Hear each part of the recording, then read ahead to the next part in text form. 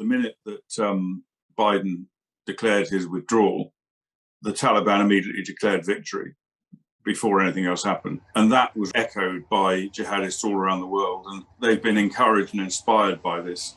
Colonel Richard Kemp, former British commander in Afghanistan, sees Afghanistan becoming a major training ground for terrorists to attack the West. From those two things of having a safe haven again for terrorism, which we had tried to prevent by a 20-year campaign, and secondly, by empowering and inspiring jihadists all around the world, I think we are now about to enter a situation where the terrorist threat will be at least as high from Afghanistan as it was from the Islamic State when it controlled vast swathes of territory in Syria and in Iraq. And for Israel, the threat is immediate.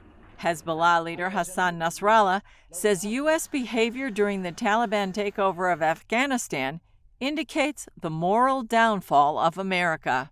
They evacuated the dogs who worked in the security forces, but not those who aided them. They took out their equipment but left the human beings behind. These are the Americans.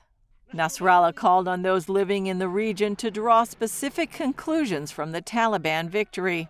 Then, within hours, the Iranian-backed terrorist issued a warning about an oil tanker departing Iran bound for Lebanon. The tanker is coming from Iran and will sail in a few hours. I tell the Americans and Israelis that this is Lebanese territory.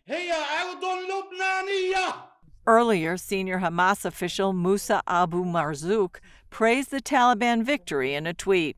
They confronted the Americans and its agents and refused to compromise with them. They were not deceived by bright headlines about democracy and elections. Hamas delivered another message in the form of a rocket, the first since May's 11-day war with Israel. While touring the site, Israeli Prime Minister Naftali Bennett sent his own message. We will operate at a time, a place, and in conditions that suit us, and not anyone else. As far as we're concerned, the address in Gaza is Hamas, not rebellious groups or anybody else, only Hamas. On Facebook, opposition leader Benjamin Netanyahu posted about being invited to Afghanistan in 2013 by then Secretary of State John Kerry. The message was clear. The Afghanistan model is the model the United States seeks to implement in the Palestinian matter as well. I politely refused the offer. I estimated then that once the U.S. leaves Afghanistan, everything will collapse.